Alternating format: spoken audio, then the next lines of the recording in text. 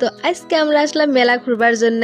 তো আমার এই জায়গায় হয়ে আছে বহুত বড় মেলা। সো আমরা ফ্যামিলি কিছু কিছু সদস্য আসলাম, সব সদস্য তো আসে নাই। সো এই জায়গায় মেলাত এন্ট্রি করার লগে লগে তো কেরা কোন জায়গাত উঠবো, তো ওই পার্টটার আগে যাওয়া হলো। তো আরে আসার লগে লগে ঈশান কইলো যে ও হেলিকপ্টারত উঠবো।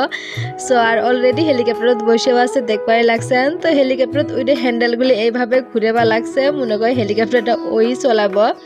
আর এই জায়গায় ঈশানের হেলিকপ্টার আরম্ভ হয়ে গেল গা, দেখবারই লাগছেন। আর মেলাত এত পরিমাণে ভিড় আসিল আর কি, কোয়া না চলা ভিড়, কোনো কোনো জায়গাগুলো যাওয়াই হয় নাই ভিড়ের জন্য, মানে অত ভিড়, মানে যাওয়া যায় না এত ভিড়।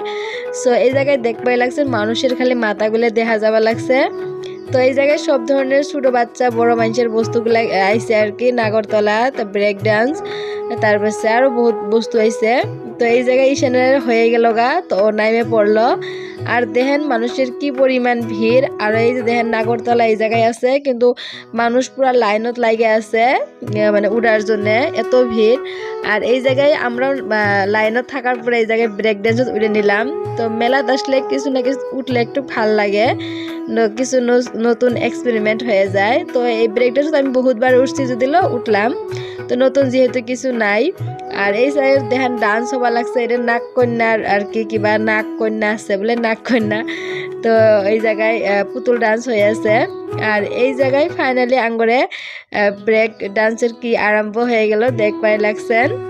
তো মানুষের পুরো চিল্লি চিল্লি হুলস্থুল একটা পরিবেশ। তো হয়তো কেউ কেউ বিরাটই ভয় খায়, কেউ কেউ কম ভয় খায়। আর কি পরিমাণে ভিড় মেলা, দেখবারই লাগছেন। তো এই যে তো ব্রেক ড্যান্স থেকে নাইমে অল্প ঘুরে টুরে এই জায়গায় আমরা আসলাম খাওয়ার জন্য। তো এই জায়গায় আমরা সবাই মিলে খাইলাম পাপড়ি চাট।